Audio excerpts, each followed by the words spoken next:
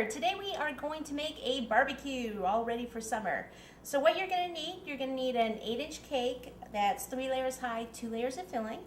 Then you're just going to need your general tools, a couple different knives, maybe a couple different sized spatulas, rubber spatula. I always like to use my scrapers to smooth the sides of the cake. Some scissors, and then the handy dandy acetate, which this is a cake band which comes already this size, but what you can do is just go to an art supply store and they sell it in sheets in different thicknesses, and just pick yourself up some of those and cut them into rectangles or square shapes. And I just like to mark them with some tape, because once you put those down they're really hard to see and you don't want to lose one of those in your buttercream. That wouldn't be good. So just kind of mark them and then you'll always know where it is. And then you're just going to need some standard buttercream in white. And it doesn't matter if your cake is white or chocolate. If you've never carved a cake before, you might want to start with a white cake though. They're usually a little bit more dense type of a cake, where the chocolate has more holes in it. It's a little more airy, crumbles a little bit more. So we are going to end up actually covering this in fondant, so it's not that big of a deal if cake crumbs show.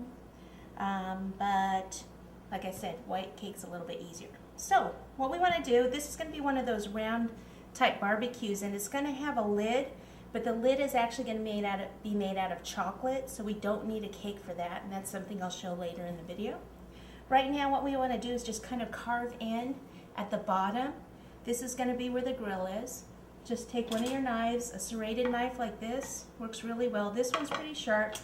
You can just get, this is a basic bread knife. And if you don't have either of those at home, just use a steak knife. But the serrated knives work much better than the regular ones. So what I want to do is just start carving in.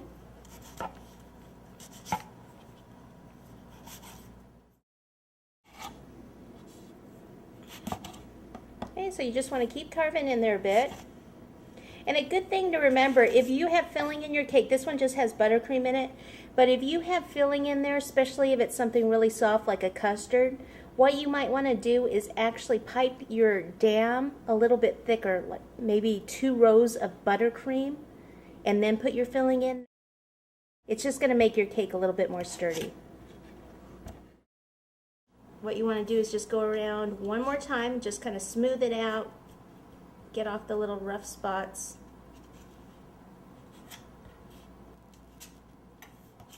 And that looks pretty good to me. So get rid of the cake crumbs. Just kind of put them off to the side there. And we are ready to ice this. Now we're just going to ice it with a white buttercream. We will be covering it with red rolled fondant in a little while. If you don't have rolled fondant, or if you prefer using buttercream for the entire cake, then I would go ahead and use red buttercream at this point.